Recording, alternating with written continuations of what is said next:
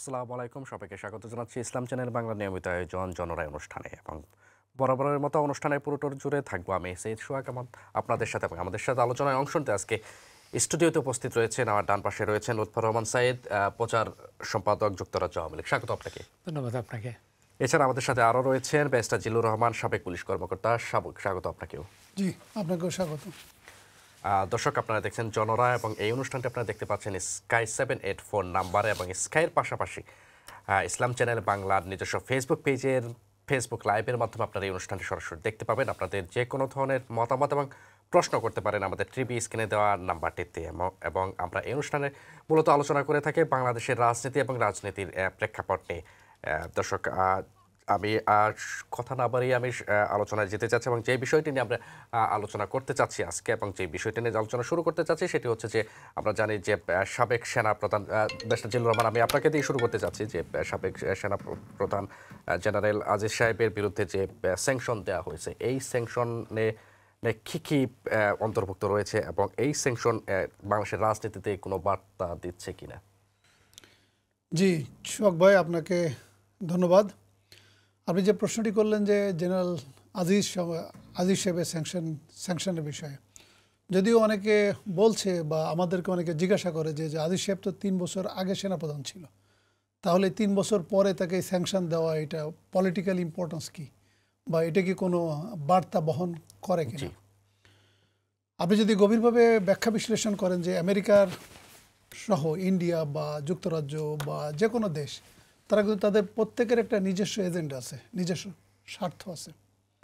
তো আমেরিকা কিন্তু কি করবে বা কখন স্যাংশন দিবে এটা কিন্তু কারোর সাথে আলোচনা করে না বা আগে জানাও সম্ভব না। নিশ্চয়ই। তবে আমার কাছে যেটা মনে হয় যে বিশ্লেষক হিসেবে, জেনারেল আজিজের এই স্যাংশনের মাধ্যমে 3টে স্টেক হোল্ডারকে মেসেজ দেওয়া আছে।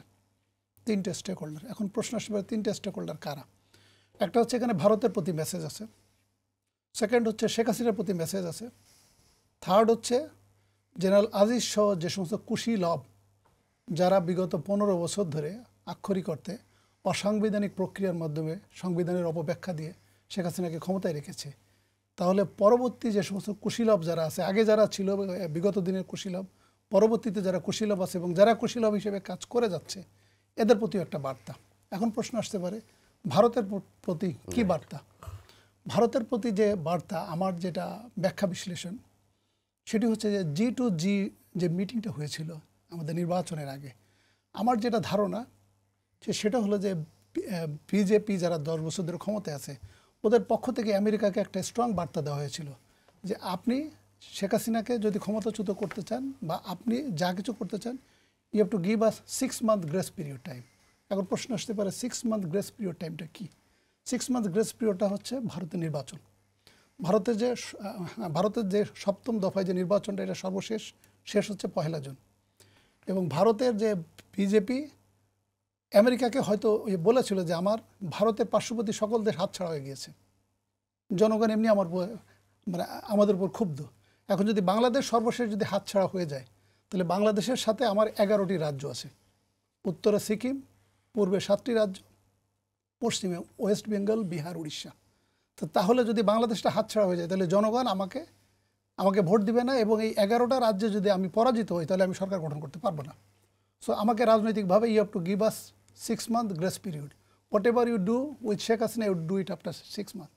এখন বিজেপি প্রথমে ধারণা করেছিল তাদের হিন্দুত্ববাদ, বাবরি মসজিদ ধ্বংস, কাশ্মীরের স্বায়ত্তশাসন বাতিল, এই সমস্ত কাজ দিয়ে তারা ভেবেছিল যে আমরা মনে হয় জনগণকে আবার কাছে টানতে পারবো, কিন্তু জনগণ কিন্তু এটা খাচ্ছে না। এবং তারা ধারণা করেছিল যে 400 আসন পাবে, পরবর্তীতে তারা কমিয়ে বলেছে 300 আসন। এখন যেটা জরিপ যেটা বলছে তাতে 200 প্লাস মাইনাস হতে পারে, সর্বোচ্চ যদি পায় 220টার বেশি আসন পাবে না। তো 220টার বেশি আসন যদি না পায়, তাহলে সেক্ষেত্রে কিন্তু পাকিস্তানের পুনরাবৃত্তি হবে, কারণ তাকে সরকার গঠন করতে গেলে 272টা আসন পেতে হবে। ওই ক্ষেত্রে ইন্ডিয়ার কিন্তু অপোজিশন একটা জোট অলরেডি আছে, ইন্ডিয়া জোট, এবং তারা কিন্তু সরকারে চলে আসতে পারে। এখন আমেরিকা ভারতকে মেসেজ দিল, তুমি 6 মাস টাইম দিয়েছিলাম, তোমাকে আমি 6 মাস দিয়ে দিয়েছি, এখন আমাদের কাজ আমরা করব।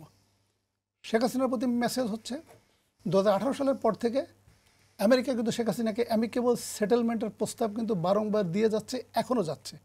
এই যে আপনি দেখেন ওই যে লু যে আসলো, এবং পিটার ডিহার যে বাংলাদেশ ব্যাংকে গেল, এগুলো কিন্তু স্বাভাবিক ঘটনা না। কারণ ওদের কাছেও তো খবর আছে যে বাংলাদেশ ব্যাংকে যে রিজার্ভের যে অবস্থা, সরকারের হিসাব মতে এটা $13.22 বিলিয়ন। ডক্টর দেবপ্রিয় ভট্টাচার্য যে সিপিডিতে বলেছে $5.8 বিলিয়ন ওর ডিউজ আছে, ওটা যদি আপনি বাদ দেন তাহলে আক্ষরিক করতে $7.42 বিলিয়ন আছে। তো $7.42 বিলিয়ন যেভাবে আমার ডলার কমে যাচ্ছে, এটা যদি আপনি স্বাভাবিকভাবে যদি এইভাবে চলতে থাকে তাহলে 5 থেকে 6 মাসে ডলার শূন্য হয়ে যাবে, then country will turn into Sri Lanka জি অর পাকিস্তান। জি, আমি আপনার কাছে আবার ফিরে আসবো। জনাব লুৎফর রহমান সাইদ, যে বিষয়ে আমরা আলোচনা শুরু করেছি যে সাবেক সেনাপ্রধান জেনারেল আজিজ খান তার বিরুদ্ধে যে নিষেধাজ্ঞা দেওয়া হচ্ছে এবং এটি কী ধরনের বার্তা বয়ে আনছে বাংলাদেশের রাজনীতির জন্য, এবং এতে কি সরকার কোনোভাবে ভীত কিনা? মোটেই না। তার উত্তর হচ্ছে একটা শব্দ, জেনারেল আজিজ সাহেব তখনকার সময় সেনাপ্রধান ছিলেন। এখন বাংলাদেশের রাজনীতি জেনারেল আজিজ সাহেব ইজ নাথিং। আপনি নিশ্চয় জানেন আমেরিকা স্যাংশন দেয় নানান ইস্যুতে। আমেরিকা কখনো আপনাকে দিতে পারে, তো কখনো আমাকেও দিতে পারে তার দেশে না যাওয়ার জন্য। এটা কোনো তার দেশের হয়তো ইমিগ্রেশন ইস্যু থাকতে পারে, তার দেশের কোনো ব্যক্তিকে অপছন্দ করতে পারে। জেনারেল আজিজ সাহেব তো রাজনীতির কিচ্ছু না বাংলাদেশের। আপনি কি মনে করেন? আপনি নিজেও তো একজন হোস্ট, আপনি নিশ্চয় জানেন জেনারেল আজিজ সাহেবের ভূমিকা কী থাকতে পারে এই মুহূর্তে। জেনারেল আজিজ সাহেব যখন সেনাপ্রধান ছিলেন তখন ইম্পর্টেন্ট রুল ছিল। শুনেন, আমেরিকা আমার ভাই কিছুক্ষণ আগে বলছে আমেরিকা বার্তা দিচ্ছে। আমেরিকাকে কাকে বার্তা দিবে? আমেরিকা উনি অ্যাসেসমেন্ট করেছেন ইন্ডিয়াকে এই বলছে, বাংলাদেশকে বলছে। আমেরিকা তাদের নিজের ইন্টারনাল যত সমস্যা রয়েছে পৃথিবী জুড়ে, তাদের সমস্যাও তারা সমাধান করতে পারতেছে না। আর পৃথিবীতে একটা জিনিস মনে রাখবেন, আমেরিকা কি বলল, ব্রিটেন কি বলল, এটা নিয়ে বাংলাদেশের কোনো মাথাপিস নেই। বাংলাদেশ চলবে বাংলাদেশের মানুষের মাধ্যমে, বাংলাদেশের জনগণ নিয়ে বাংলাদেশ চলবে।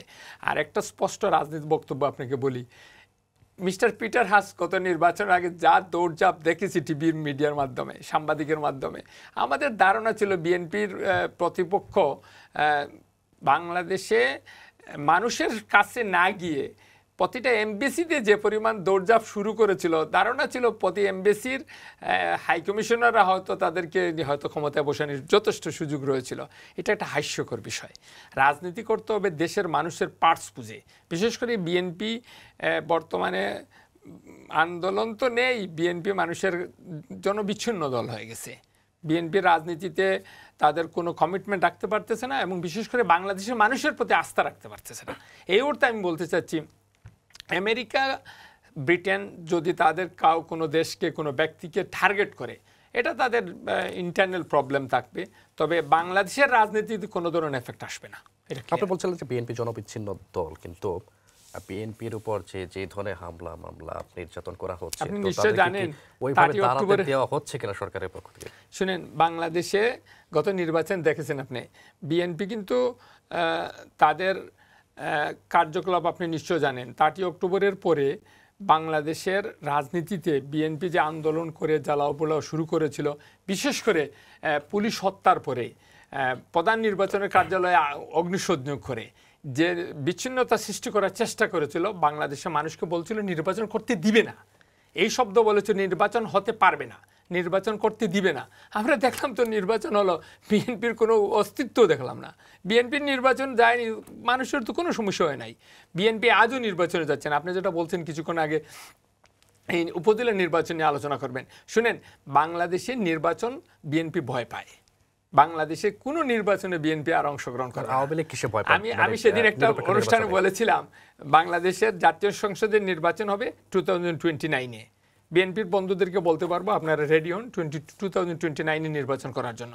শুনেন, নির্বাচন হচ্ছে একমাত্র ক্ষমতা বদল করা পদ্ধতি। আসসালামু আলাইকুম। যে দর্শক কোথা থেকে বলছেন এবং আপনার নাম বলে প্রশ্নটি করেন? আমি হোলসেল ওয়েস্ট মিডল্যান্ড থেকে বলছি, মোসাদ্দেক হোসেন মানিক। আমি গত সপ্তাহে আপনার সাথে কথা হয়েছিল। জি, আচ্ছা। আমি অত্যন্ত ব্যথিত, মর্মাহত এবং অত্যন্ত আপনার frustrated, disappointed, disheartened. Lutfur Rahman Saeed যেভাবে কথা বলছেন, সাইদ ভাই শুনেন, এত অহংকার ভালো নয়। কোনো স্বৈরাচার, কোনো ডিক্টেটর মানুষকে অত্যাচার করে সারা জীবন টিকতে পারে না। এত অহংকার আপনি করবেন না। আর আপনার বাম সাইডে, বাম পাশে যে ভদ্রলোক, উনি অত্যন্ত তথ্যবহুল কথা বলতেছেন, কিন্তু আমার একটা কথা আছে এখানে। আমি ভদ্রলোক যে অ্যানালাইসিস দিয়েছেন, that is absolutely very constructive, factual এবং বেসড অন হিজ রিসার্চ। কিন্তু আমার কথা হচ্ছে গিয়া, বাংলাদেশের ডেমোক্রেটিক ইনস্টিটিউশন চেষ্টা করলো যে হাসিনা, হিউম্যান রাইট ভায়োলেশন করলো যে হাসিনা, হাজারো মানুষ হত্যার জন্য দায়ী যে হাসিনা, শাপলা চত্বরে আজিজকে দিয়ে যে গণহত্যা করাইলো যে হাসিনা, আপনার আপনার মানুষের বুটের অধিকার হরণ করাইলো আজিজকে দিয়ে যে হাসিনা, যে হাসিনা কাঙ্গারু ট্রাইব্যুনাল মানিয়ে নিরাপরাধ মানুষকে হত্যা করলো, যে হাসিনা এত ক্রাইম করলো beyond the range of human conception, এই হাসিনার উপরে স্যাংশন না দিয়ে কেন আজকে 3 বছর পরে আপনার আজিজের উপরে স্যাংশন দিল আমেরিকা? এটা আমার বোধগম্য নয়। আমেরিকা কি ডাবল স্ট্যান্ডার্ড মেনটেন করতেছে না? এটাই আমার প্রশ্ন ভদ্রলোকের কাছে। আপনি আরেকটা অ্যানালাইসিস আমি প্রেজেন্টেশন করেন প্লিজ। জি, ধন্যবাদ কলার আপনাকে। জি শুনেন আজিজ ভাই, প্রথম মাননীয় প্রধানমন্ত্রী, আমরা গর্ব করি বাংলাদেশকে নিয়ে।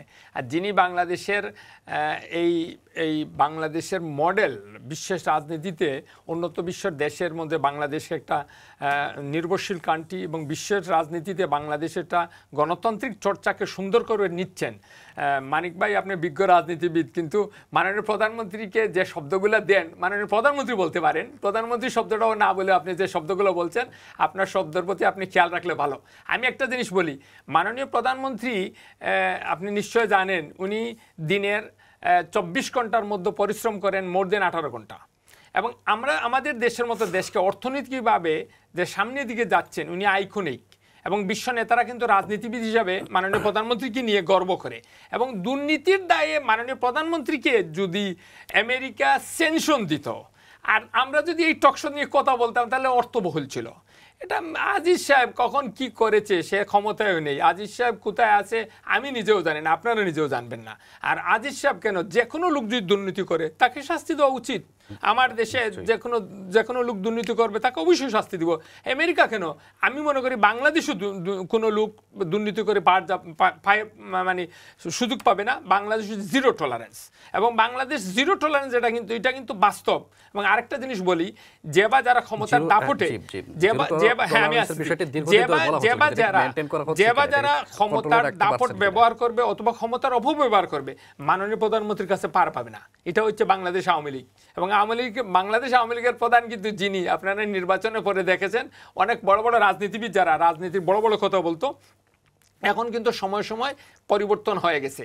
এবং এটা আগামী 5 বছরের জন্য বাংলাদেশ আওয়ামী লীগের কাছে সবসময় চমক থাকে। নতুন নেতৃত্ব আসবে, নতুন ক্যাবিনেট দেখেন, আপনি আশা করতে পারেন এমন কিছু এই সরকার করবে আগামী 5 বছরে, যেটা আপনি কল্পনাও করতে পারবেন না।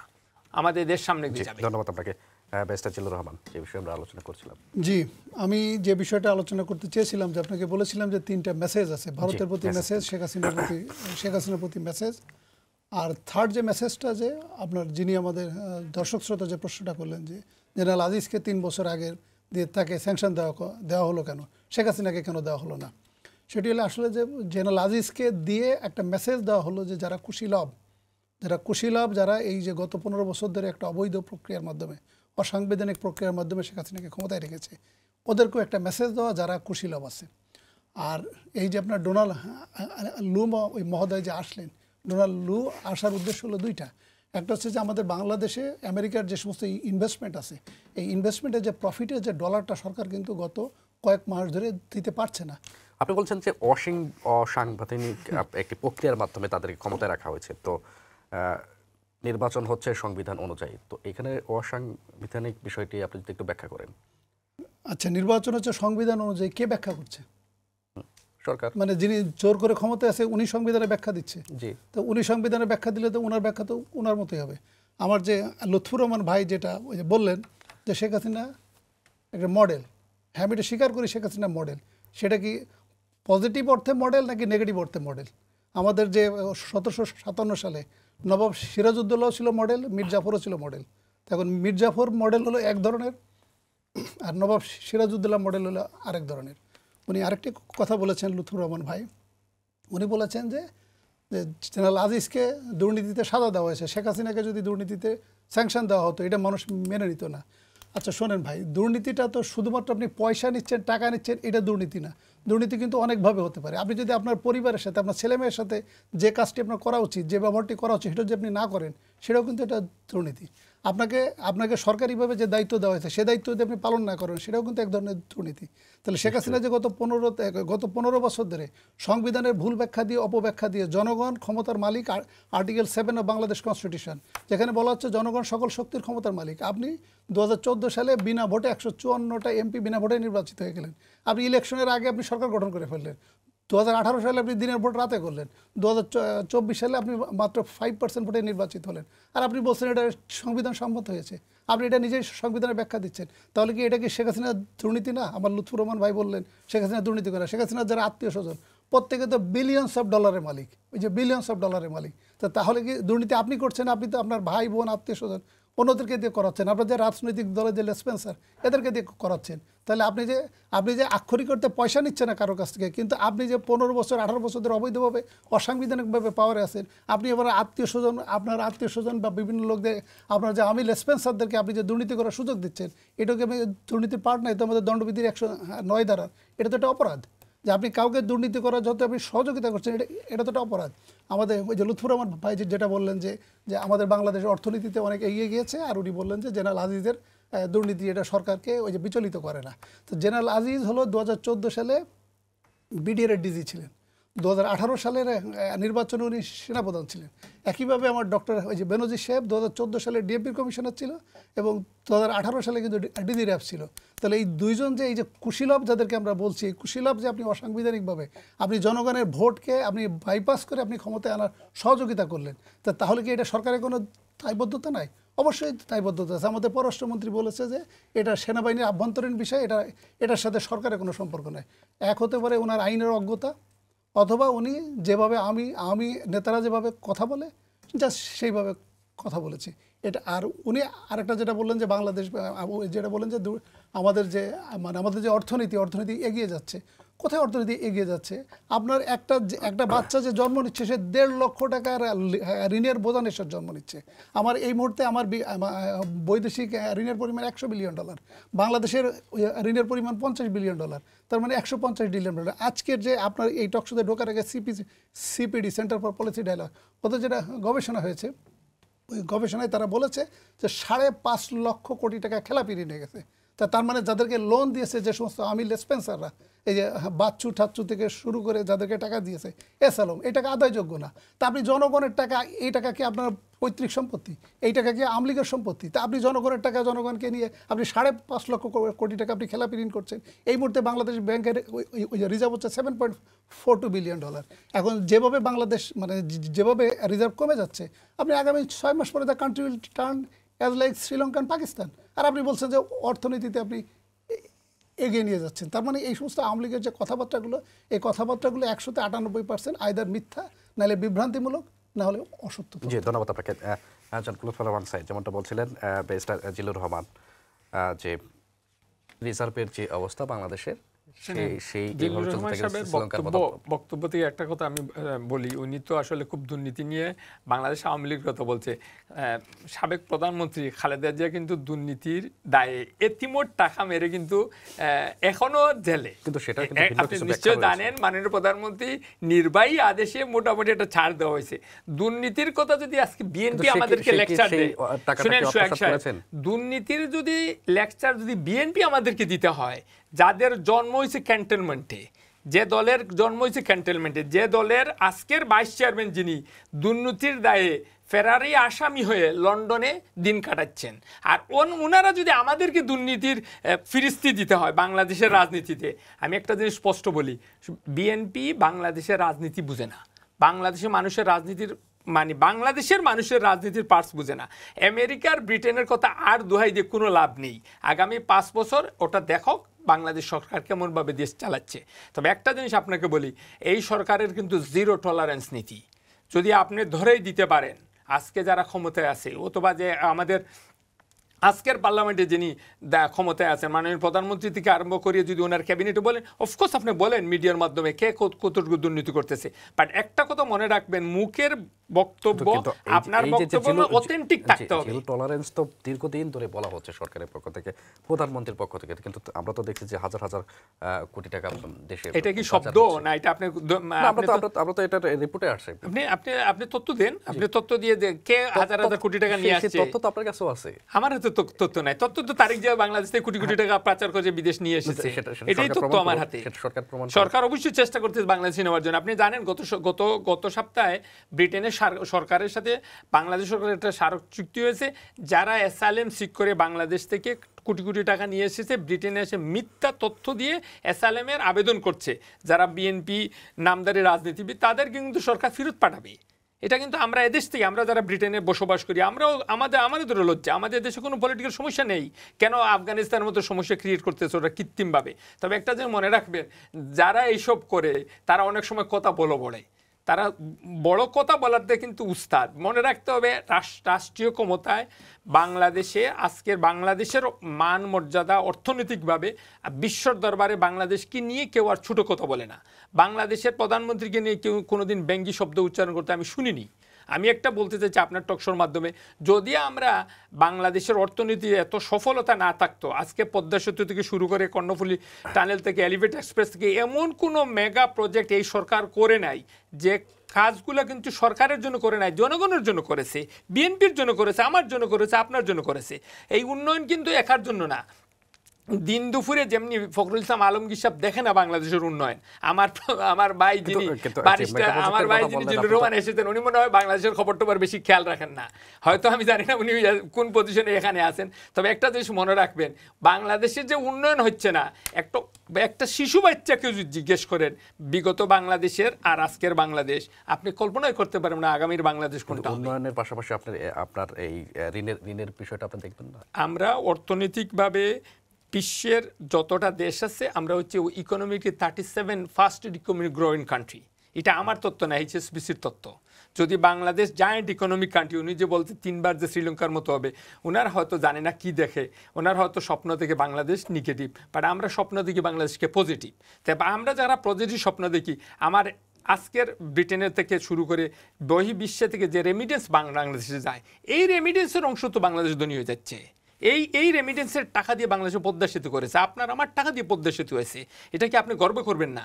আপনি সবসময় নেগেটিভ কেন দেখবেন? আপনি একটু পজিটিভ দেখেন, আপনি আপনার দেশকে নিয়ে সম্মান করেন, আপনি আপনার দেশকে নিয়ে গর্ব করতে পারবেন। নিশ্চয়ই যে উন্নয়ন হচ্ছে এটা অ্যাপ্রিশিয়েট করার যোগ্য অবশ্যই, কিন্তু মাথাপিছু যে 98,000 টাকা করে যে ঋণের বোঝা, তার চেয়ে এখন তার চেয়ে অধিক হয়ে গেছে 1.5 লক্ষ টাকা। আপনাকে আমি আপনাকে অ্যাসেসমেন্ট দেই, এই সরকারের সময়, এই সরকারের 1 বছর হয় নাই, 3 থেকে 4 মাস চলতেছে। এই সরকারের 1 বছরের পরে আপনি দেখবেন বাংলাদেশের যে সফলতা, অগ্রগমিতা, আপনার হয়তো ধারণা ছিল বাংলাদেশে আগামী 5 বছর বাদে কোনটা করবে আপনি চিন্তা করতে কল নিয়ে নিয়েছি। হ্যালো কল, আসসালামু আলাইকুম। ওয়ালাইকুম আসসালাম ভাই, আমি আবার আসতে হইলো, আমাকে মাফ করবেন। জি নিশ্চয়ই। সাইদ ভাই যেভাবে মিথ্যাচার করতেছে নাকি, কারণ আওয়ামী লীগের তো কোনো কাজ নাই। আওয়ামী লীগ, বঙ্গবন্ধু বলেছিলেন মানুষ পাইছে চুরের খনি, সোনার খনি, আর আমি পাইছি চুরের খনি। আওয়ামী লীগ এমন একটা অভিশপ্ত দল। আওয়ামী লীগের কাজটাই তাহলে তারা করে কি? ফাউন্ডার চেয়ারম্যান থেকে শুরু করে, ফাউন্ডার সেক্রেটারি মৌলভী শামসুল হক থেকে শুরু করে, founder joint secretary Sheikh Mujibur Rahman, Khondaker Mushtaq থেকে শুরু করে, তাজউদ্দিন সাহেব থেকে শুরু করে, কোনো নেতা আওয়ামী লীগ করে মরতে পারেন নাই। যে বলেন উন্নয়নের যে উনি ফিরিস্তি দিলেন, উনি কি ওয়ার্ল্ড ব্যাংকের লেটেস্ট যে প্রতিবেদন গ্লোবাল ইকোনমিক প্রসপেক্ট আপনি পড়েছেন কিনা? সেখানে বাংলাদেশ সম্বন্ধে কি লেখছে শুনেন, বাংলাদেশ কোথায় গেছে সেটা পড়েন, চোখ একটু উপরের দিকে তাকান, what the world view about Bangladesh. আর আপনি বলছেন আপনার খালেদা জিয়া চুরি করেছে, ডাকাতি করেছে। 111 সরকার কেস করেছিল হাসিনার উপরে, কয়টা 15টার মতো কেস করেছিল। 18,000 কোটি টাকার উপরে হাসিনা দুর্নীতি করেছে। সবগুলি হাসিনা নিজে কেসগুলো সবগুলি উল্টো করে নিল, এবং বেগম খালেদা জিয়া যে টাকা চুরি করে, যে টাকা 2 কোটি টাকা হয়েছে। ধন্যবাদ কল আপনার মতামতের জন্য। জি শুনেন, মানিক ভাইয়ের কথা আমি জানি, মানিক ভাইকে ব্রিটেনের সবাই চিনে। আমি ব্যক্তিগতভাবে মানিক ভাইয়ের কথাগুলো আমি আর আজকে উত্তর নাই দিলাম, পাবলিকের কাছে ছেড়ে দিলাম। ঠিক আছে। জি জি, ধন্যবাদ আপনাকে। আমরা এই বিষয়টা আরো বিস্তারিত কথা বলবো ছোট্ট একটি বিরতির পর। দর্শক দেখছিলেন জনরায় কথা বলছিলাম বাংলাদেশের রাজনৈতিক প্রেক্ষাপট নিয়ে। সময় হলো একটি বিরতির পর আবার ফিরে আসবো, ততক্ষণ সাথেই থাকুন।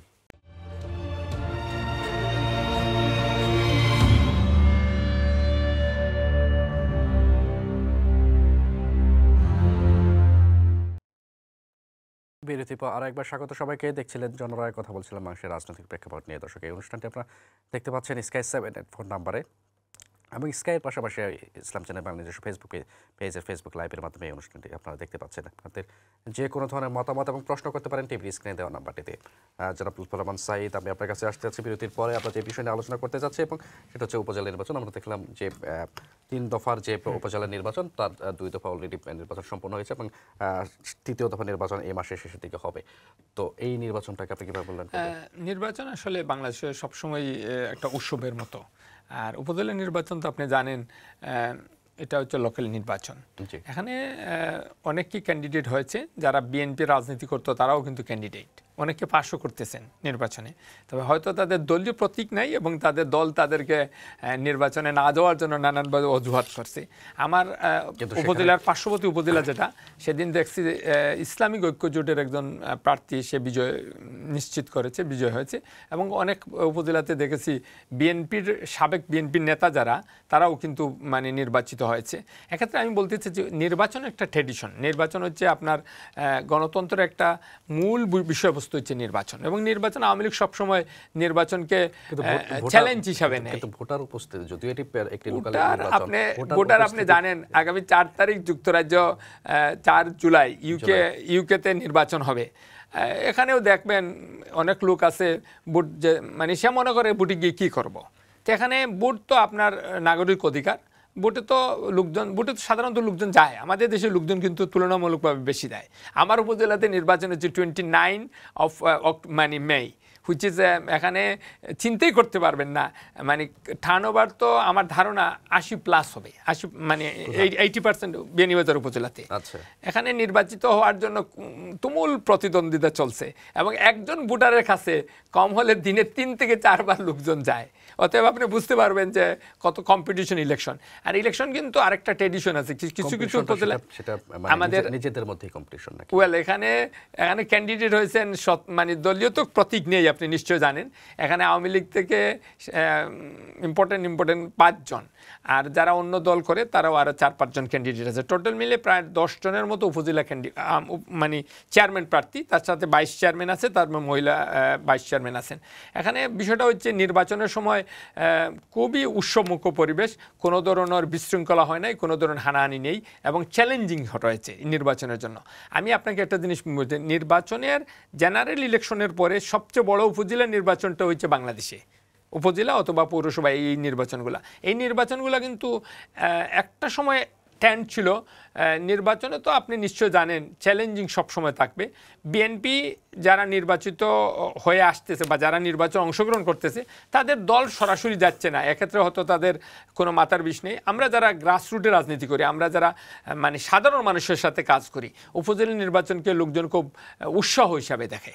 যে আমি আপনার কাছে ফিরে আসবো আবার ব্যারিস্টার জিল্লুর রহমান, যে আমরা যদিও এটি একটি লোকাল নির্বাচন, আমরা দেখেছি বিএনপি জাতীয় নির্বাচনকে বয়কট করেছে, এই নির্বাচনকেও বয়কট করেছেন, এবং বিএনপি নেতাকর্মী যারা নির্বাচনের দলীয় সিদ্ধান্তকে অবজ্ঞা করে যারা অংশ নিয়েছেন তাদেরকে বহিষ্কারও করা হয়েছে। তো আপনি কি মনে করেন যে বিএনপি কি তাদের সঠিক পথে রয়েছে কিনা? জি সোহাগ ভাই, আপনি যেমনটি বললেন যে আমি তো মনে করি বিএনপি তো শুধু একা নির্বাচন বয়কট করে নাই, সাথে আরো 63টা দল আছে, আরো 63টা দল ওই নির্বাচন বয়কট করেছে। আমি যেটা মনে করি যে বিএনপির সিদ্ধান্ত সঠিক আছে এবং তারা জনগণের পালসের সাথে আছে। আর আমাদের লুৎফর রহমান ভাই যে কথাটা বলেছে, কারণ এর আগের টার্মে আমি বলেছি যে আওয়ামী লীগের সভাপতি বা প্রধানমন্ত্রী থেকে শুরু করে যে সমস্ত আওয়ামী লীগের নেতা যারা রাজনীতির সাথে জড়িত আছে, ওনাদের কথাবার্তা আপনি দেখবেন যে 100-তে 98% আয়দার অসত্য কথা থাকে, না হলে মিথ্যা, নাহলে বিভ্রান্তিমূলক বক্তব্য। আমাদের যেমন ওই যে লুৎফর রহমান ভাইয়ের উপর সম্মান রেখে আমি বলছি, উনি খালেদা জিয়ার দুর্নীতির বিষয়টা টপ করে আনলেন। খালেদা জিয়ার দুর্নীতির বিষয়টা হলো খালেদা জিয়া অরফানেজ ট্রাস্ট বা জিয়া চ্যারিটেবল ট্রাস্ট, সেখানে 2 কোটি টাকা কুয়েত থেকে একটা অনুদান এসেছিল এবং সেই 2 কোটি টাকা এফডিআর করা ছিল এবং ওনাকে যখন সাজা দেওয়া হয় তখন সেইটা এফডিআর এটা 3 গুণ হয়ে 6 কোটি টাকা হয়। তাহলে এখানে ত্রুটিটা কোথায় হলো? এবং ওই টাকা এখনও এফডিআর করা আছে, আপনি এখন খবর নিয়ে দেখেন এই 5 বছর এটা 12 কোটি টাকা হয়েছে। তাহলে এখানে দুর্নীতিটা কোথায় হলো? আর উনি বলছেন যে শেখ হাসিনা দয়া দেখায় তাকে তার এক্সিকিউটিভ ক্ষমতায় খালেদা জিয়াকে মাঝে মাঝে জামিন দিচ্ছে। এখন দয়াটা কি খালেদা জিয়া দেখাচ্ছে নাকি শেখ হাসিনা দেখাচ্ছে? আপনি জোর করে ক্ষমতায় আছেন না জোর করে আপনি দয়া দেখাচ্ছেন?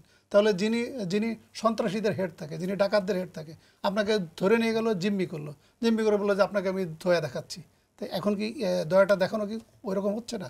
আর আমাদের লুৎফুর রহমান ভাই যেটা বললেন যে বিয়ানীবাজার উপজেলাতে 80% ওই যে ভোটার উপস্থিতি হবে, এই কথা বলার পরে আমি আর আলোচনা করার আমি আগ্রহ হারিয়ে ফেলি যে 80% ভোট, যেখানে জাতীয় নির্বাচনে ভোট পড়েছে 5%। সেটা আমার বক্তব্য না, এটা BBC, CNN, Voice of America, including Khaled মহিউদ্দিনও অন গ্রাউন্ড দেখেছে এবং বলেছে ভোট পড়েছে মানে 3 to 5%। এখানে উপজেলা নির্বাচনে ভোটের পরিমাণ একটু বেশি, কিন্তু সেটা 8 থেকে 10%-এর বেশি না, 8 থেকে 10%-এর বেশি না। আর উনি আরেকটি কথা বলেছেন যে ভোট খুবই উৎসবমুখর হচ্ছে এবং শান্তিপূর্ণ হচ্ছে। এই কথা আলোচনা করার পরে আপনিও নিশ্চয়ই মনে মনে হাসছেন। তা আপনি তো কবরেরও মানে আপনি যে কবরে যায়, কবরেও তো সে উৎসবমুখরভাবেই যায় এবং খুব শান্তিপূর্ণ অবস্থান ওখানে বিরাজ করে। তা আমার বাংলাদেশের এখন যে গণতন্ত্র, বাংলাদেশের মানুষের মনের যে এখন স্পিড, মনের যে বেদনা, সেটা হয়তো উনি বুঝতে পারছে না, কারণ উনি তো ক্ষমতায় আছেন, উনি তো ক্ষমতার মোহে উনি স্বপ্ন দেখছেন এবং উনি কয়েকবারই কিন্তু বলছে যে 2029-এ নির্বাচন হবে। তার মানে আপনি একটা যেনতেনভাবে একটা অসাংবিধানিক প্রক্রিয়ায় আপনি ইলেকশনের দিনটা অতিক্রম করে ফেলেছেন, আপনি এখন 2029-এর স্বপ্ন দেখছেন। এখন আপনি 2029-এর স্বপ্ন দেখছেন নাকি আপনি এই 2-4-5 মাসে আপনার রিজার্ভ শূন্য হয়ে যাওয়ার পরে আপনি একটা অর্থনৈতিক অভ্যুত্থানে ক্ষমতাচ্যুত হবেন, সেটা এখন আমাদেরকে একটু অপেক্ষা করতে হবে। জি, ধন্যবাদ আপনাকে। জি, লুৎফুর রহমান সাঈদ যেমনটা বলছিলেন। না, আমি আসলে আমার কথা আমি বলি, আমি ভাইয়ের কথা উত্তর দিতে চাই না, এটা পাবলিক শুনতেছে। তবে একটা জিনিস আপনাকে তথ্য দিই, আমাদের দেশ কিন্তু আমাদের দেশের অর্থনীতি সামনের দিকে যদি আমরা অগ্রসর নাই করতে পারতাম, এই বাংলাদেশে মেগা প্রজেক্টগুলো হতো না। আপনি সেদিন আমি পাকিস্তানের একটা সাংবাদিক বাংলাদেশকে নিয়ে একটা কথা বলেছে, শুধু বাংলাদেশ টানেল করলিয়া, এই যে শব্দটা সাংবাদিক বলছে পাকিস্তানের, যে তারা স্বপ্ন দেখে, ওয়ারেজ আমরা কিন্তু টানেল অলরেডি করে ফেলছি। বাংলাদেশের ইকোনমিক গ্রোথ আপনি যদি পার্শ্ববর্তী দেশ আমরা পাকিস্তানের সাথে কম্পেয়ার করেন অথবা ইন্ডিয়ার সাথে কম্পেয়ার করেন, দেখবেন আমাদের ইকোনমিক গ্রোথ ফাস্ট। এটা আমার কথা না, সেদিন আমি একটা কনফারেন্সে গেছিলাম HSBC, তাদের কথা। কারণ আপনি কি আমি তো আর HSBCর মালিক না, আপনি তথ্য নিয়ে দেখবেন যে বাংলাদেশের ইকোনমিক ফাস্ট কতটুকু গ্রো হচ্ছে। তবে একটা জিনিস আমি আপনাকে বলি, সবসময় যদি আমার দেশকে নিয়ে ছোটো দেখেন, সবসময় যদি আমার দেশকে নিয়ে নেগেটিভ দেখেন, আপনার চোখ কিন্তু সবসময় ধান্দা থাকবে। আমি কিন্তু নেগেটিভ দেখি না, আমি সবসময় পজিটিভ দেখি। আমি আমার ব্যক্তিগতভাবে আমি ওই মিন করতেছি রাজনীতি যদি বাংলাদেশকে যদি, কিন্তু দর্শক এবং জনগণও কিন্তু বলছে যে এই সরকার গণতন্ত্র আপনি কি আমার যে বাইক তথ্য দিল 3% লোক ভোটে গেছে, আপনি কি এটা তথ্য সঠিক? বাংলাদেশে গত নির্বাচনের 43% লোক ভোট দিয়েছে। কিন্তু এটা তো সিস্টেমে দেখানো হয়েছে, কারণ আমরা যে ফুটেজগুলো দেখেছি, আমরা যে নির্বাচনে ছিলেন না, আমি নির্বাচনে ছিলাম, আমি নির্বাচনে ছিলাম। আমার উপজেলাতে নির্বাচন হয়েছে, আমার দুইটা উপজেলায় নির্বাচন, একটা দুইটা উপজেলা সেটা হতে পারে, কিন্তু আমি শত উদাহরণ দিতে পারি। মাননীয় প্রধানমন্ত্রী সাবেক ক্যাবিনেটের মন্ত্রী ছিল, উনি অনেক ভোটের ব্যবধান হারেছে। বাংলাদেশ আওয়ামী লীগের জানু বড় বড় নেতারা নির্বাচিত হতে পারে নাই। আমার উপজেলাতে ভোটের উপস্থিতি যদি আপনি লক্ষ্য করে দেখতেন, তা আপনি চিন্তা করতে পারতেন না এত লোক ভোটে অ্যাটেন্ড করে। একটা উপজেলাতে তো সারা দেশকে আপনি বিচার করতে পারবেন না, ভোটের পার্সেন্টেজ এখানে তো পার্সেন্টেজ। আমি এখানে বলছি, আমি যে তথ্যগুলো দিচ্ছি, আমার তথ্যগুলো হচ্ছে আমার বেস থেকে। এখন আমি তো সারা বাংলাদেশের কথা বলছি না। আমি একটা কল নিয়ে নিচ্ছি। হ্যালো, আসসালামু আলাইকুম। আসসালামু আলাইকুম। হ্যাঁ, আসসালামু আলাইকুম ভাইয়া, কেমন আছেন? জি, ভালো আছি। আপনার নাম বলে আপনার প্রশ্ন করেন। ভাই আমি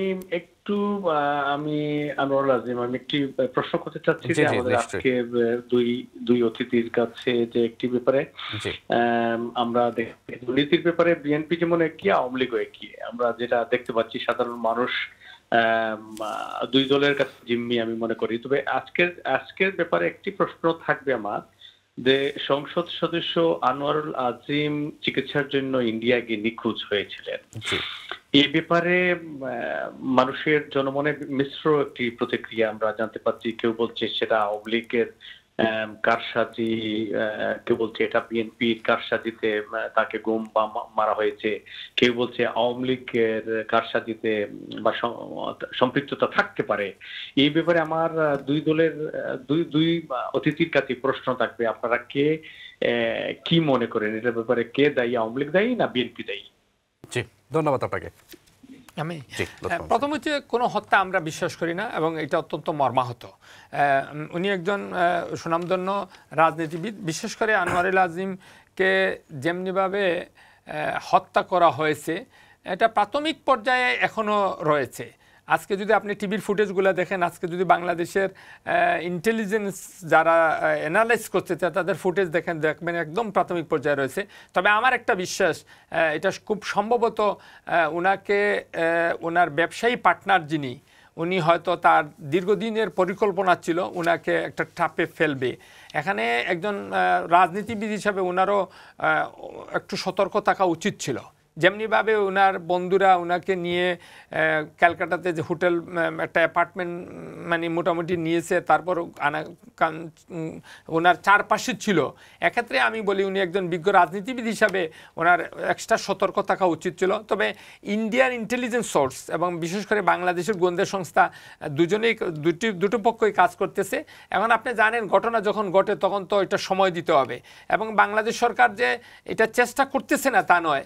ব্যক্তিগতভাবে তার পরিবারের প্রতি আমি সমবেদনা জ্ঞাপন করছি, এবং বিশেষ করে একজন পার্লামেন্ট সদস্য ইন্ডিয়ার মতো দেশে গিয়ে, যেখানে ঘটনাটা ঘটছে ইন্ডিয়াতে, এখন ইন্ডিয়া সরকারও তো নিশ্চয় এখানে জবাবদিহিতার ব্যাপার রয়েছে। এবং আমি আপনাকে বলবো, যেহেতু ভাই সুন্দর প্রশ্ন করেছেন, মর্মাহত হয়েছেন, আমি নিজেও মর্মাহত হয়েছি। তবে আমি আনোয়ারুল আজিম শুধু না, একজন নাগরিকও আমরা এভাবে কুপি হত্যা করা অথবা কোনো একটা ঘটনার চক্রান্ত শিকারও আমরা এটা বিশ্বাস করি না, এবং মর্মাহত আমরা। ধন্যবাদ আপনাকে। ধন্যবাদ আপনাকে। ব্যারিস্টার জিল্লুর রহমান, যে বিষয়ে আমরা আলোচনা করি, সংসদ সদস্য আনোয়ারুল আজিমকে যে হত্যা করেছে ইন্ডিয়াতে, তো এই বিষয়টি আপনি যদি একটু। জি, আপনি যেমনটি বললেন, এক হচ্ছে যে আনোয়ারুল আজিমকে যেভাবে হত্যা করা হয়েছে এটা একটা নিন্দনীয়, এবং এইভাবে মানুষকে টুকরো টুকরো করে হত্যা করাটা এটা কোনোভাবে সমর্থনযোগ্য না বা কোনোভাবে কাম্য না। কিন্তু আপনি যদি রাজনৈতিক আলোচনা করেন, আমি ওনাকে একজন রাজনীতিবিদ হিসেবে আমি দেখি না। কারণ ওনাকে 3 বারের এমপি বলা হচ্ছে, 2014, 2018, 2024, 3 বারই কিন্তু কোনো নির্বাচন হয় নাই। 2014 সালে তো কোনো নির্বাচনই হয় নাই, একতরফা নির্বাচন। 2018 সালে দিনের ভোট রাতে, আর 2024-এ তো অনলি ওই যে ভোট পড়েছে 5%। যে প্রক্রিয়াই হোক, তিনি তো সংসদ সদস্য ছিলেন। তিনি সংসদ সদস্য ছিলেন। আচ্ছা, আমার কিন্তু ব্যক্তিগতভাবে চাকরি করার সুযোগ হয়েছিল। আমি ঝিনাইদহ এসপি ছিলাম, সুপারিনটেন্ডেন্ট অফ পুলিশ, 2007-এ 111-এ। তো যখন র্যাপিড অ্যাকশন ব্যাটালিয়ন হলো 2004-এ, তারপরে তো মোটামুটি ক্রস ফায়ার ইনস্টিটিউশনালি বিএনপি শুরু করলো, এবং বিএনপি নেতাকর্মী যারা সন্ত্রাসী ছিল ওদেরকে দিয়ে স্টার্ট করলো 2004 সালে। মানুষের জনপ্রিয়তা পেল, বাট ওই শেষের দিকে 2005-06-এর দিকে আওয়ামী লীগের সন্ত্রাসীদেরও ক্রস ফায়ারে দেওয়া শুরু হলো। তখন শেখ হাসিনা কিন্তু প্রকাশ্যে বলেছিল, এবং তার নির্বাচনী ওয়াদাতেও ছিল, যে র্যাপিড অ্যাকশন ব্যাটালিয়ন একটা খুনি বাহিনী, সন্ত্রাসী বাহিনী, এবং আমি ক্ষমতায় আসলে র্যাপিড অ্যাকশন ব্যাটালিয়ন আমি ডিজলভ করে দেব। কিন্তু যদি উনি ডিজলভ করেন নাই, কারণ দেখছে যে এদেরকে দিয়ে মানুষ খুন করা খুব সহজ, এবং এখন রাজনৈতিকভাবে এটা ব্যবহার করা হচ্ছে। এখন আপনাকে এটা আমি বলছি হলো এই কারণে, তখন যেহেতু ক্রস ফায়ারের একটা মানে মহা উৎসব, তখন কিন্তু আনোয়ারুল আজিম কিন্তু তখন কিন্তু রাজনৈতিক নেতা না, তাকে কেউ চেনেও না, এবং সে কিন্তু ক্রস ফায়ার দেওয়ার মতো সে কিন্তু একটা লিস্টেড ছিল। বাট ওই সময় আমি সবসময় ক্রস ফায়ারের এগেনস্টে, বাট আমি জেলার পুলিশ সুপার হিসেবে থাকার কারণে আমি বলেছি যে এই কাজ আমার দায়িত্ব না। সরকার আমাকে দায়িত্ব দিয়েছে আসামিকে অ্যারেস্ট করে আদালতে দেওয়া, আদালত বিচার করে দরকার হলে তাকে ফাঁসি দিবে। আর সরকারের যদি এত উৎসাহ থাকে, এত আগ্রহ থাকে, তাহলে সরকার আইন পাস করুক, একটা সামারি ট্রায়ালের মাধ্যমে তাকে করুক, আমি কেন করতে যাব? তারপরে যাই হোক, এইটার হয় না। বাট আমি আমার চাকরি জীবনে কাউকে আমি ক্রস ফায়ার দেই নাই, বা আমি ক্রস ফায়ার দেওয়ার জন্য আমার অধীনস্থকে আমি অনুমতি দেই নাই। এখন প্রশ্নটা হলো যে আনোয়ারুল আজিমের যে ঘটনাটা যেটা ঘটেছে, আমি যেটা মনে করি এটার সাথে রাজনীতির কোনো সম্পর্ক নেই। এটা আওয়ামী লীগের রাজনীতির সাথে সম্পর্ক নেই, বিএনপির রাজনীতির সাথে সম্পর্ক নেই, এটা একটা ব্যবসায়িক দ্বন্দ্ব। এবং ওই সময় থেকে আমি যে শুনছি সে চোরাচালান এবং চোরাচালানের সাথে মেইনলি জড়িত, সাথে তার যেহেতু পয়সা কড়ি হয়ে গেছে চোরাচালান, সেই ক্ষেত্রে সেই এলাকায় সন্ত্রাসী কার্যক্রমের সাথেও জড়িত ছিল। এখানে যেটা হলো যে তার যে বন্ধু আখতারুজ্জামান শাহিন, এবং আমার যেটা ধারণা যে এখানে ইন্ডিয়ান অংশ আছে, বাট ইন্ডিয়ার গভর্নমেন্টের সাথে জড়িত না, ইন্ডিয়ার পলিটিক্সের সাথে জড়িত না, বাংলাদেশের পলিটিক্সের সাথে জড়িত না। এদের এই ব্যবসায়িক দ্বন্দ্বের কারণে এই হত্যাকাণ্ডটা হয়েছে বলে আমার কাছে মনে হয়। কিন্তু মিডিয়াতে যেটা এসেছে যে সেখানে একজন নারীকে হানি ট্র্যাপ দেওয়া হয়েছে, শিলান্তি রহমান, তার যদি মহিলাই যদি হয়েই থাকে বা এটা যদি মূল হয়ে থাকে, তাহলে সেটা ঢাকাতে এসে এই কাজ করতে পারে, এটা কাজ করতে পারে। বাট তাকে হয়তো এটা টোপ হিসেবে ব্যবহার করা হয়েছে। বাট মূলত ব্যবসায়িক দ্বন্দ্ব, স্বার্থের দ্বন্দ্ব, এটা শুধু আমাদের বাংলাদেশের লোক জড়িত না, এখানে ভারতের লোকজনও জড়িত। বাট এর সাথে ভারতের গভর্নমেন্ট, ভারতের পলিটিক্স, বাংলাদেশের গভর্নমেন্ট বা বাংলাদেশের পলিটিক্স জড়িত না। জি, আমি একটু কল নিয়ে নিচ্ছি। হ্যালো কল, আসসালামু আলাইকুম। আসসালামু আলাইকুম রাহমাতুল্লাহ। জি, আপনার নাম বলে আমি একজন কলারের কিছু কথার আমি প্রতিবাদ করতেছি। উনি বলেছেন বিএনপি আওয়ামী লীগ একই ক্যারেক্টার, একই অবস্থার রাজনীতি করে তারা। আমি চরম প্রতিবাদ করতেছি, কারণ খালেদা জিয়া রেখে গিয়েছিল 6,000 টাকা পার হেড লোন রেখে গিয়েছিল। 11th of June 2023 যুগান্তরের রিপোর্ট হচ্ছে গিয়া এখন 2024 পাতা পিছু ঋণ চলে যাবে 2 লক্ষ টাকাতে। বাংলাদেশকে যদি কেউ কিছু দিয়ে থাকে তাহলে বিএনপি দিয়েছে, আওয়ামী লীগ দেয় নাই। কারণ আওয়ামী লীগ কি করেছে, শেয়ার মার্কেট লুট করেছে, ব্যাংক লুটিং করেছে, কুইক রেন্টাল পাওয়ার প্ল্যান্ট দিয়ে মানুষকে শোষণ করেছে, ফেডারেল রিজার্ভ ব্যাংকের টাকা চুরি করেছে, খুন করেছে, গুম করেছে, কাঙ্গারু ট্রাইব্যুনাল দিয়ে মানুষকে এই যে খুন হত্যা এগুলো তো বিএনপির আমলেও হয়েছে। ঠান্ডা মাথায় আমাদের আর্মিগুলোকে দর্শক ধন্যবাদ আপনার কলের জন্য, অসংখ্য ধন্যবাদ আপনার কলের জন্য। লুৎফর রহমান সাইদ ভাই, শুনেন, মানিক ভাইয়ের কথা আমি উত্তর দিতে চাই না দুটো কারণে। মানিক ভাই আসলে খুব বিজ্ঞ মানুষ এবং রাজনীতিভাবে মানিক ভাইকে একদিন আপনি আমাদের মতো সুযোগ করে ওনাকে মঞ্চে নিয়ে আসবেন, তো পাবলিক ওনাকে যা বলার বলবে। আমি একটা জিনিস বলি, উনি হয়তো আওয়ামী লীগ বিএনপির বিষয়টা বুঝে না। আওয়ামী লীগ হচ্ছে গণমানুষের দল, আর বিএনপি কি? আওয়ামী লীগের জন্ম হয়েছে ক্যান্টনমেন্ট হয় নাই। আওয়ামী লীগ হানা বুট বিশ্বাস করে না। আওয়ামী লীগের আওয়ামী লীগে খাম্বা তারেক নিয়ে আওয়ামী লীগের জন্ম হয়েছে রোজ গার্ডেনে, সেখান থেকে গণমানুষের আন্দোলনের মাধ্যমে আওয়ামী লীগের জন্ম হয়েছে। আর বিএনপির জন্ম হয়েছে ক্যান্টনমেন্টে থেকে। আমি বিষয়টা বলি, যখন আমি বলি আমাকে আমার লাইন বলার সুযোগ দেন। শুনেন, বাংলাদেশের মানুষের পার্টস বুঝে আওয়ামী লীগ বিগত দিন রাজ করছে। আমরা বিরোধী চলেছিলাম, আমরা অনেক কষ্ট করেছি, অনেক দিন বাংলাদেশ আওয়ামী লীগ ক্ষমতার বাইরে ছিল। তবে একটা জিনিস মনে রাখতে হবে, কিন্তু আমরা কোনো নির্বাচন থেকে সরে যাই নাই। আমরা সবসময় মানুষের নির্বাচনের পাশে ছিলাম এবং নির্বাচনমুখী আমাদের বাংলাদেশ আওয়ামী লীগ সবসময় একটা বিশ্বাস করে, হ্যাঁ হার জিত থাকবে, আমরা কিন্তু নির্বাচিত হতে পারি নাই। বিগত 9 বছর কিন্তু এরশাদের শাসনামলেও যদি দেখেন, আমরা কিন্তু আন্দোলন করেছি। এক ধাপে বাংলাদেশ আওয়ামী লীগ আন্দোলন সংগ্রাম করে মানুষের অধিকার আদায় করে নিয়ে কেয়ারটেকার সরকারের প্রধান রূপরেখার কিন্তু মেইন দায়িত্ব ছিলেন মাননীয় প্রধানমন্ত্রী জননেত্রী শেখ হাসিনা। তো এই জিনিসটা আমি বলতে চাচ্ছি যে আমরা বিগত দিনের লেগেসি থেকে আমাদের শিক্ষা নিয়ে আমাদের দেশকে অগ্রসর করতে হবে। এবং বিশ্বাস করবেন কিনা, আওয়ামী লীগ বিএনপি জাতীয় পার্টি সহ সকলে মিলিয়ে এই দেশটাকে সামনে এগিয়ে নিতে হবে। আমাদের দেশ কিন্তু গড়তে হলে আমাদের দেশের সকলের মন মানসিকতা থাকতে হবে দেশকে সামনে নিয়ে। আর আমরা যারা বহির্বিশ্বে বসবাস করি, আমাদের দেশকে নিয়ে আমরা গর্ব করতে হবে। এখন আমার দেশকে যদি আপনি ব্যঙ্গি শব্দ উচ্চারণ করেন, আমার দেশের যদি খুঁটিনাটি আপনি আমাদের বড় করে তুলে ধরেন, আমার দেশকে নিয়ে যদি আপনি মনে করেন এই দেশকে শ্রীলঙ্কার সাথে তুলনা করেন, তাহলে আপনি কোনো জাতি আপনাকে সম্মান করবে না, আপনিও নিজে গর্বিত হতে পারবেন না। আমি ব্যক্তিগতভাবে বিশ্বাস করি বাংলাদেশ সম্ভাবনাময় দেশ। আজকের যদি অর্থনীতিকে যদি সার্চ করেন, পৃথিবীতে কোনো দেশে যদি আপনি ইনভেস্ট করতে চান, আপনাকে বলে দিবে কিন্তু বাংলাদেশে ইনভেস্ট করেন। বাংলাদেশে ইনভেস্ট করলে যে আপনি যে পরিমাণ প্রফিট আর্ন করতে পারবেন, ব্রিটেনে ইনভেস্ট করলে কিন্তু তার প্রফিট করা মোটেই সম্ভব না। আমি এই লাইনে বলতে চাচ্ছি, আমাদের দেশ ইকোনমিকে ফাস্টেস্ট গ্রোয়িং ইকোনমিক কান্ট্রি। আর আরেকটা জিনিস তথ্য দেই, এই সরকারের সময় যে স্টেবিলিটি আছে, পলিটিক্যাল যখন স্টেবিলিটি থাকবে, দেশ সামনের দিকে যাবে। আর দেশ যখন সামনের দিকে যাবে, বিশ্বের দরবারে কিন্তু বাংলাদেশকে নিয়ে গর্ব করে অনেক রাষ্ট্রপ্রধান মাননীয় প্রধানমন্ত্রীর সাথে সেদিন দেখেছি ফটো তোলার জন্য, সেলফি নেওয়ার জন্য আগ্রহ প্রকাশ করে। এটা আমরা গর্বিত হই, আপনি নিশ্চয় গর্বিত হবেন। জি, ধন্যবাদ আপনাকে। আমাদের সাথে কলার রয়েছেন। হ্যালো কলার, আসসালামু আলাইকুম। আসসালামু আলাইকুম। আসসালাম। জি দর্শক, নাম বলে সোহাগ ভাই, জি কেমন আছেন? ভালো? জি ভালো আছি, আপনি কেমন আছেন? শেখ তাহির বলছিলাম। জি তাহির ভাই, আপনার প্রশ্নটি কি? আপনার অতিথিদেরকেও সালাম। আচ্ছা, সোহাগ ভাই, আমি এই মানিক ভাইয়ের কিছু মিথ্যা তত্ত্বের জন্য সহ্য করতে পারতেছি না। এই ভদ্রলোক কোত্থেকে নিয়ে আসে? কোন দেশের কোন গভর্নমেন্টের কোনো অধিকার নাই যে আমাদের গভর্নমেন্টকে ব্যর্থ বলার, কোনো অধিকার নাই, বলতেও পারে না। তো উনি কোত্থেকে নিয়ে আসে এইসব আজে বাজে কথা বলে বনিয়ারে আইসা। আর আমি ওই এসপি সাহেবকে বলতে চাই, উনি তো ভালো একটা পজিশনে ছিলেন, তো ওই এই পজিশন ছেড়ে এইখানে আসলেন কেন? দেশে থাকলেই তো ভালো করতেন। আর উনি বলতেছেন উনি ক্রস ফায়ারের অর্ডার দেন নেই, ভালো কথা। এইরকম সৎ লোক আমরা চাই ইয়েতে, আইন রক্ষাকারী বাহিনীর মধ্যে এরকম সৎ মানুষের দরকার আমাদের। উনি এত সৎ যদি ছিলেন তাহলে উনি এইখানে আসলেন কেন? ধন্যবাদ কলার আপনার মতামত কিংবা প্রশ্নের জন্য। জনাব ব্যারিস্টার জিল্লুর রহমান। জি, আমার যে দর্শক শ্রোতা যে প্রশ্নটা করলেন যে উনি মানে আমাকে উদ্দেশ্য করে বললেন যে উনি যে এত সৎ ছিলেন তাহলে উনি এইখানে কেন? তো এইখানে কেন, তো আমার মতো সৎ যারা বা আমার মতো যারা দেশপ্রেমী তারা থাকলে তো শেখ হাসিনা অবৈধভাবে বা অসাংবিধানিকভাবে তো 15 বছর থাকতে পারবে না ক্ষমতায়। এই কারণে তো আমি এখানে।